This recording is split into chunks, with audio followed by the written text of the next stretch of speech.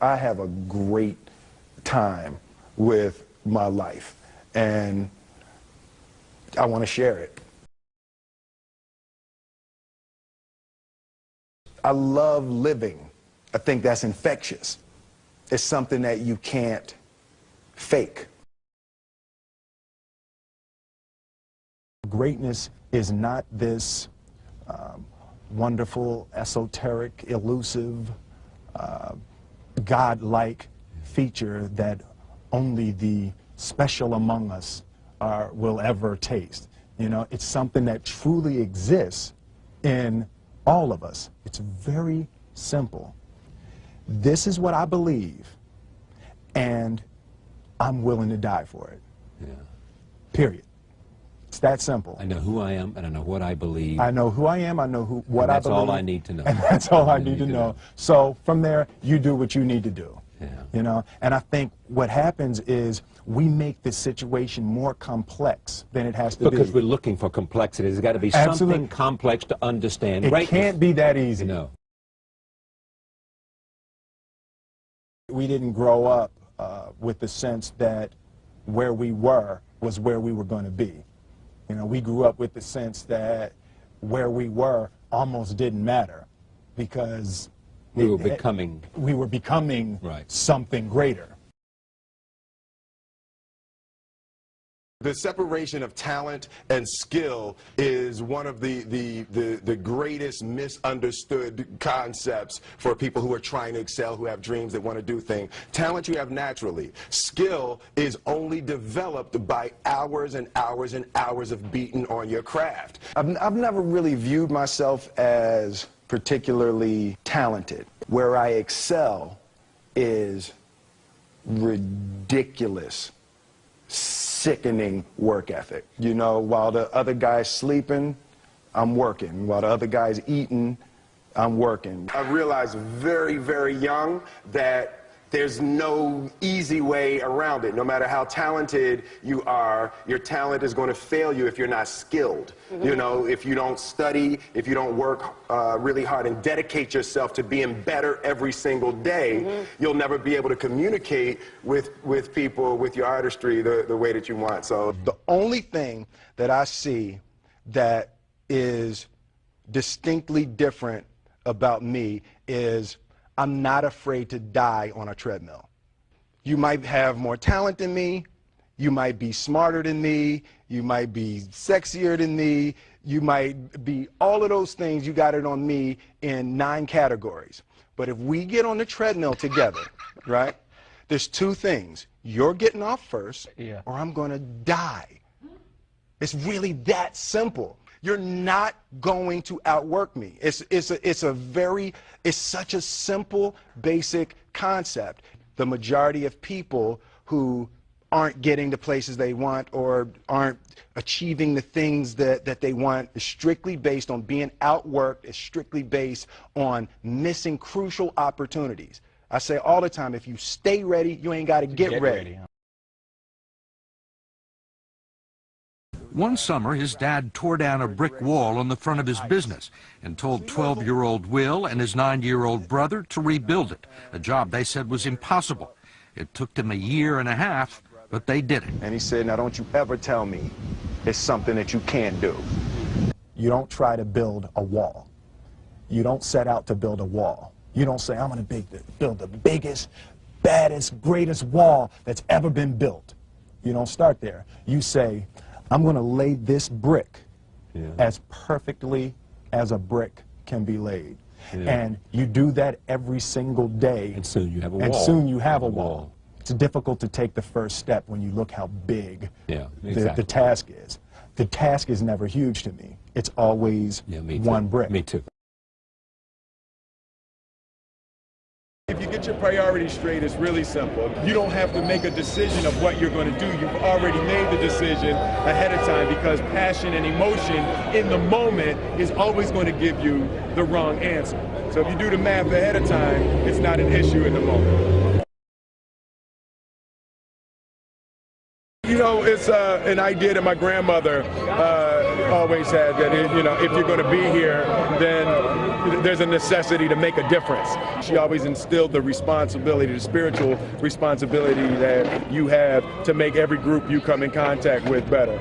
I want to do good. Yeah. I want the world to be better because I was here. I want my life, I want my work, my family, I want it to mean something. And it's like, it has, if you are not making someone else's life better, then you're wasting your time.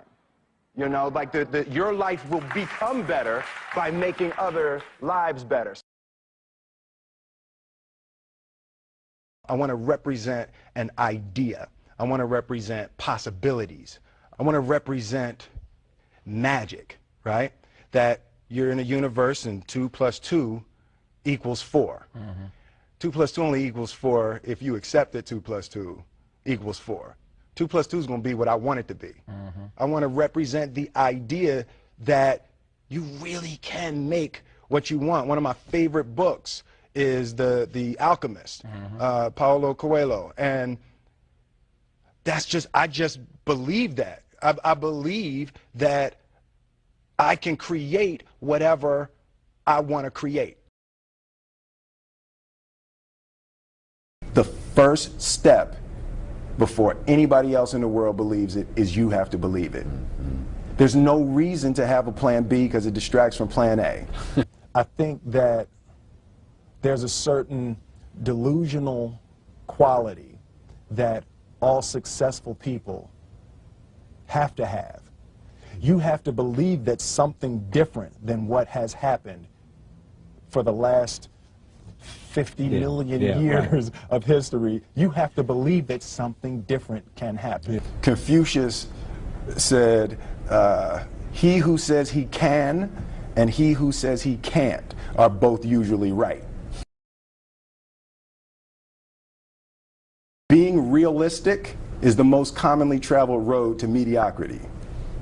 Why would you be realistic? What's the point of being realistic? Just put up a barrier. Yeah, I'm going to do it. It's done. It's already done. The second I decide it's done, it's already done. It's right. Now we just got to wait for y'all to see. It's unrealistic to walk in a room and flip a switch and lights come on. That's unrealistic. Fortunately, Edison didn't think so. It's unrealistic to think you're going to bend a piece of metal and fly people over an ocean in that metal. That's unrealistic. But fortunately, the Wright brothers and others didn't believe that. And it just seems like such a ridiculous idea to me to embrace the idea that it's not going to happen and that's not real for that to happen. As soon as you say it, now you just made that real. Our thoughts, our feelings, our dreams, our ideas are physical in the universe. That if we dream something, if we picture something, if we commit ourselves to it, that is a physical thrust towards realization that we can put into the universe. That the universe is not a thing that's going to push us around. That the world and people and situations are not something that are going to push us around. That we are going to bend the universe and command and demand that the universe become what we want it to be. I study the patterns of the universe. There's a redemptive power that making a choice has, you know, rather than feeling like you're at effect to all the things that are happening. Make a choice. Like, you just decide what it's going to be, who you're going to be, how you're going to do it. Just decide. And then from that point, the universe is going to get out your way. It's like it's water. It wants to move and go around stuff, you know. You know, there's a flow of the universe that I've grown to know just how to go with it. I realize that to have the level of success that I want to have, it's difficult to spread it out and do multiple things. It takes such a desperate, obsessive focus. You really got to focus with all of your fiber and all of your heart and all of your creativity. I'm motivated by fear. You know? Fear of what? Fear of fear. I hate being scared to do something. And I think what developed in my early days was the attitude that I started attacking things that I was scared of. It was Franklin Roosevelt said the only fear you have to fear is fear itself. Absolutely. Remember that? Absolutely. Yeah. There are so many people who have lived and died before you. You will never have a new problem. You're not going to ever have a new problem. Somebody wrote the answer down in a book somewhere. And it's like just the idea that everything you need to know, someone has written it down. You can't be scared to die for the truth. The truth is the only thing that's ever going to be constant. And you can't fear what might happen to you if you were to tell the truth. Because what happens to you if you don't tell the truth is worse than telling the truth will ever be. Don't ever let somebody tell you you can't do something. Not even me. All right? You got a dream, you got to protect it. People can't do something themselves. They want to tell you you can't do it.